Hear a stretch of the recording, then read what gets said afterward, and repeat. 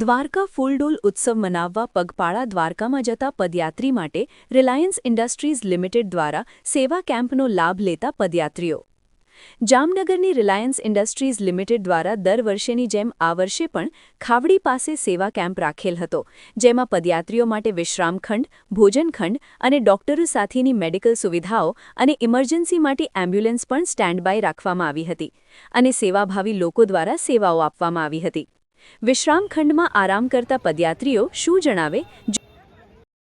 ફૂલડોલ ઉત્સવની ઉજવણી માટે દ્વારકા પદયાત્રી જતા હોય છે ત્યારે દર વર્ષે રિલાયન્સ ઇન્ડસ્ટ્રીઝ લિમિટેડ દ્વારા ખાસ કરી અને જે સેવા કેમ્પ કરવામાં આવતો હોય છે ત્યારે હાલ આપણે પહોંચ્યા છીએ રિલાયન્સ જે ફાઉન્ડેશન છે, રિલાયન્સ ઇન્ડસ્ટ્રીઝ છે, તેમના સેવા કેમ્પની અંદર આપ જે રીતના દ્રશ્યમાં જોઈ શકો છો કે ખૂબ જ મોટી સંખ્યાની અંદર જે પદયાત્રીઓ છે પગપાળા ચાલી અને જે દ્વારકા જતા હોય છે ત્યારે ખાસ કરી અને છેક જામનગર રાજકોટ થી લઈ અને છેક દ્વારકા સુધી રસ્તા ઉપર સેવા કેમ્પો સેવાભાવી લોકો દ્વારા લગાવતા હોય છે ત્યારે રિલાયન્સ ઇન્ડસ્ટ્રીઝ લિમિટેડ ના સૌજન્યથી એમના સહકારથી ખાસ કરી અને દર વર્ષે જે કેમ્પ કરવામાં આવતો હોય છે ત્યારે દૂર દૂરથી જે પદયાત્રીઓ છે તે ચાલી અને દ્વારકા જતા હોય છે ત્યારે ખાસ કરી અને આ જે રિલાયન્સ ઇન્ડસ્ટ્રીઝ લિમિટેડ ના ગેટથી થોડા આગળ આ જે રિલાયન્સ પરિવાર દ્વારા જે આ કેમ્પ રાખવામાં આવતો હોય છે ત્યારે ઘણા બધા જે પદયાત્રીઓ છે તે આ સેવા કેમ્પની અંદર આવી અને ખાસ કરીને વિશ્રામ કરતા હોય છે ત્યારે આપણી સાથે બહેનો છે। ખાસ બેન, શું આપનું નામ અને આપ ક્યાંથી આવો છો?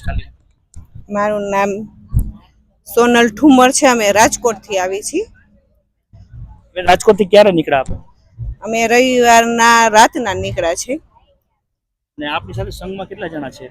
અમે 3000 નો સંઘ છે। અમે લાખા બાપા કરીને જે રાજકોટમાં મેન સંઘ છે ને એના સાથે આવ્યા છીએ। શું કહેશો બેન, તમે પહેલી વાર દ્વારકા પદયાત્રામાં જાઓ છો કે શું છે? હું તો આ પહેલી જ વખત જાઉં છું, પણ મારા એક સંબંધી છે ને એ 20 વર્ષથી જાય છે। તેને મને કીધું કે આમાં જા તો બહુ મજા આવશે અને સારું છે એમ। કે તમે રાજકોટ થી નીકળ્યા, આજે કેટલામો દિવસ છે અને શું આપને થાક લાગ્યો છે? મારે આજે ચોથો દિવસ છે। ના, થાક જરીય નથી લાગ્યો। શું કહેશો, ભગવાન દ્વારકાધીશ જે કૃષ્ણ પ્રત્યેની આસ્થા છે એ લઈને નીકળ્યા છો, એને લઈને શું કહેશો? હા, એ તો ભગવાન તો છે જ। આજે વખતે હું હાલીને આવી ને ત્યારે મને ખબર પડી કે આજે બધા કહે છે કે ભગવાન છે અને ભગવાન આપણે જાય છે ને આપણે લેવા આવે છે એવું કહે છે। મને સાચે સાચે એવું લાગ્યું કે હું હાલવાઈને આવી ને તો એવું લાગ્યું કે સામેથી ભગવાન આવે છે અને જે બધા કહે છે એ કઈ ખોટું નથી એમ। મને જરીએ કોઈ પ્રકારનો થાક નથી લાગ્યો અને એવું મને લાગતું જ નથી કે હું રાજકોટ થી ચાલીને આવું છું। ખાસ કરીને રાજકોટ તમે નીકળ્યા છો તો રસ્તાની અંદર જે સેવા કેમ્પો હોય છે, તો આ સેવા કેમ્પોને લઈને આપ શું કહેશો? એ સેવા કેમ્પો લઈને એવું મને લાગે છે કે જેમ મને એવું લાગે છે કે દુનિયામાં ભગવાન છે, એવું આ શ્રદ્ધાળુને જે સેવા આપે છે એને એવું લાગે છે કે ભગવાન માટે જે આ કરે છે, ચાલીને જાય છે। આપણે જઈ તો નથી શકતા, પણ જે લોકો જાય છે એને કે કોઈ પ્રકારની કષ્ટી પડે નહીં અને એને કોઈ પ્રકારની મુશ્કેલીઓ પડે નહીં અને એને ભગવાન પ્રત્યે એટલી આસ્થા હશે એટલે એ શ્રદ્ધાળુ માટે એ આટલું બધું કરી રહ્યા છે। એને ધન્યવાદ છે કે એ બધાને આટલી સેવા આપે છે, તો કે એને પ્રકારનું આસ્થા હશે અને એને સારું કરે ભગવાન અને પગયાત્રા જે જાય છે એનું સારું કરે। બસ ખાસ કરી બેન, આ જે તમે ત્યાંથી નીકળ્યા છો તો તમને કેવા કેવા કેમ્પો હતા અને કેવી કેવી સેવાઓ હતી એમાં કેમ્પોની અંદર? સેવાઓ એવી સરસ હતી, કેમ્પો સરસ હતા। રસ્તામાં નીકળી તો કોઈને પગ દુખતા હોય તો માટે માલિશ કરી આપતા હતા। એવી સરસ ચેરું હતી। કોઈ પ્રકારનું જમવામાં કોઈ પ્રકારની ઓલું થતું નહોતું કે કોઈને, અને કોઈને સાથે પાણીની એક એટલું સરસ હતું કે કોઈને પાણીની બોટલ લેવા પણ નહોતું કે 2-5 ડગલા હાલીને ત્યાં પાણી આવી જતું। જે માણસને જે જાજી જરૂર હોય એ સરસ સેવા આપી પાણીની, અને જમવાનું એટલું સરસ આપતા હતા। સેવા બહુ સારી હતી બધાની। શું કહેશો, આપ કાળિયા ઠાકર ને દ્વારકાધીશને ત્યાં દ્વારકા જઈ અને ભગવાન કૃષ્ણના રંગે રંગાવાના છો, એમને લઈને કેવો ઉત્સાહ છે તમારે? બહુ જ ઉત્સાહ છે એના માટે। તો મેં ખાલી આમ ન્યૂઝમાં ટીવીમાં જે જોયું હતું કલ્પના કઈ રીતે બધા આમ જોતા હોય ને એ આજ વખતે હું સ્પેશિયલ આમ માટે જ હું નીકળી છું કે આ ટીવીમાં ન્યૂઝમાં આવે બધામાં એવું હોય સારા સારા બધા ન્યૂઝ બતાવતા હોય એના માટે મને એવું મનમાં એમ થયું કે આજ વખતે મારે ચાલીને કે આ બધું જે છે એ બધું સાચું છે કે કેવું છે એના માટે જ હું નીકળી છું. એની અનુભૂતિ આજે તમે કરી છે તો કેવું લાગે, કેવું ફીલ થાય? મને બહુ જ સારું લાગે છે. મને તો એમ જ થાય છે કે દર વર્ષે આવું અહીંયા એમ. ખાસ કરીને રિલાયન્સ ઇન્ડસ્ટ્રીઝ લિમિટેડનો જે આ સેવા કેમ્પ છે, આ સેવા કેમ્પની અંદર જે પદયાત્રીઓ છે તે મોટી સંખ્યાની અંદર અહીં આવ્યા છે. અહીં ભોજન પ્રસાદી ગ્રહણ કરી છે. સાથે સાથે અહીં એક વિશ્રામની પણ એક સુંદર મજાની વ્યવસ્થા રાખવામાં આવી છે. ત્યારે દૂર દૂરથી શ્રદ્ધાળુઓ આવી અને અહીં આવી અને આરામ વિશ્રામ કરે છે અને અહીં આવી અને દ્વારકા જઈ અને પુણ્યનું ભાથું બાંધે છે. મારું નામ મનસાબેન છે. અમે રાજકોટ થી આવી છીએ, ધનાભાઈના સંઘમાં છે. આજે 25 વર્ષથી હું આવું છું, બરોબર. અમે 35 બાઈઓ હતી અને આજે પણ 20 બાઈઓ અહીં બેઠ્યું છે. માટે દ્વારકા વાળાની એવી દયા છે કે કોઈને કાંટો લાગવા દીધો નથી. રાત અહુર હવાર જોયું નથી હાલવા વાળા આવે. એક દિને સમય અહીં કોઈ પાણી ન પાતું. જામનગરમાં અમે ખાધા ભેરા થયા હતા, એની બદલે અહીંયા હરિયે ટુકડો બહુ ઢુકડો કરી દીધો છે. માટે મનખાનો પાર નથી. આજે બહુ સારું છે. દ્વારકા વાળાની દયા તો જોવો તમે, એની દયા તો જોવો, એની લીલા જોવો. એક એક પલ જાય લાખની, તું તો મારા રે જપી લે દ્વારકાધીશની. તું તો એક એક પલ જાય લાખની, તો મારા રે જપી લે દ્વારકાધીશની. ખાલી આવ્યા ખાલી જાયસો, સાથે સુલાવ્યા લઈ જાયસો. ખાલી આવ્યા ખાલી જાયસો, સાથે સુલાવ્યા લઈ જાય. જીવન ધન્ય રે બનાવો એના નામથી, તમે મારા રે જપી લ્યો દ્વારકાધીશની. જગના જૂઠા છે આ ખેલ, માનવ મારું તારું મેલ. જગના જૂઠા છે આ ખેલ, માનવ મારું તારું મેલ. નૈંદારે છોડી દે આખા ગામની, હવે મારા રે જપી લે દ્વારકાધીશની.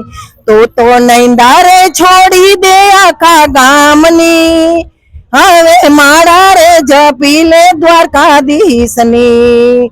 હૈયે હરખની સહેલી, આંખે આંસુડાની રેલી. હૈયે હરખની સહેલી, આંખે આંસુડાની રેલી. મેં તો મૂર્તિ રે નિહારી દ્વારકાધીશની, હવે મારા રે જપી લ્યો દ્વારકાધીશની. બોલો દ્વારકાધીશની. ફૂલડોલ ઉત્સવમાં ખાસ કરી અને જે પદયાત્રીઓ જતા હોય છે ત્યારે રિલાયન્સ ઇન્ડસ્ટ્રીઝ લિમિટેડ દ્વારા જે સેવા કેમ્પ લગાવવામાં આવતો હોય છે, ત્યારે આ કેમ્પની અંદર જે પદયાત્રીઓને છે વિશ્રામ કરવાની જે તમામ સુવિધાઓ રાખવામાં આવે છે. ખાસ કરીને જે ભોજન પ્રસાદની પણ વ્યવસ્થા રાખવામાં આવે છે. સાથે સાથે જે પદયાત્રીઓને કોઈ પણ જાતની તકલીફ ન પડે એ માટે ખાસ જે મેડિકલ સ્ટોર જે ઉભો કરવામાં આવ્યો છે, ત્યાં તમામ પ્રકારની જે સારવાર છે તે કરવામાં આવે છે. આપ જે રીતના દ્રશ્યમાં જોઈ શકો છો કે હાલ જે આ કેમ્પની અંદર જે મેડિકલની જે સુવિધાઓ હોય છે, ત્યારે ખાસ કરી અને જે ટ્યુબ છે, જે મેડિસિન છે, ખાસ અલગ અલગ જે પ્રકારની જે ટ્યુબો હોય છે, મસાજ માલિશ માટેની જે ટ્યુબો હોય છે, તેમજ કોઈ પણ પદયાત્રીઓને તકલીફ ન પડે એ માટે ખાસ જે તકેદારી રાખવામાં આવતી હોય છે. ત્યારે 24/7 ખાસ જે ડોક્ટરની જે ટીમ છે તે પણ ખડે પગે હોય છે. ત્યારે ખાસ જે આ પદયાત્રીઓ છે તેમને કોઈ જાતની મુશ્કેલી ન પડે એ માટે ખાસ જે ડોક્ટર છે તે પણ ખુદ અહીં સાથે રહેતા હોય છે. ત્યારે આ કેમ્પની અંદર ખાસ કરીને ડોક્ટર રવિભાઈ રામાણી છે, આપણે એમની સાથે વાત કરશું. જે સર, આ ખાસ જે કેમ્પ છે રિલાયન્સ ઇન્ડસ્ટ્રીઝ લિમિટેડ દ્વારા કરવામાં આવ્યો છે, તો એને લઈ શું કહેશો? દર વર્ષે કેમ્પનું આયોજન થાય છે. તેમાં અત્યાર સુધીમાં આંકડો આપું તો 20,000 જેટલા શ્રદ્ધાળુઓ લાભ લઈ ચૂક્યા છે.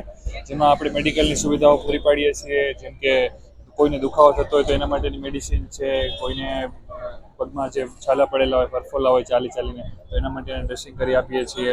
એને એન્ટી ઇન્ફ્લામેટરી જે પેઇન માટેની ક્રીમ છે એ આપીએ છીએ, જેથી કરીને એને દુખાવામાં રાહત રહે. અને જેને ORS પણ પ્રોવાઈડ કરીએ છીએ, જે તડકામાં વધારે ચાલવું હોય એને તો રિહાઇડ્રેશન મળતું રહે. શું કહેશો સાહેબ, ખાસ કરીને અહીં જે દર્દીઓ આવતા હોય છે તો કેવા પ્રકારની એમને તકલીફો રહેતી હોય છે વધારે?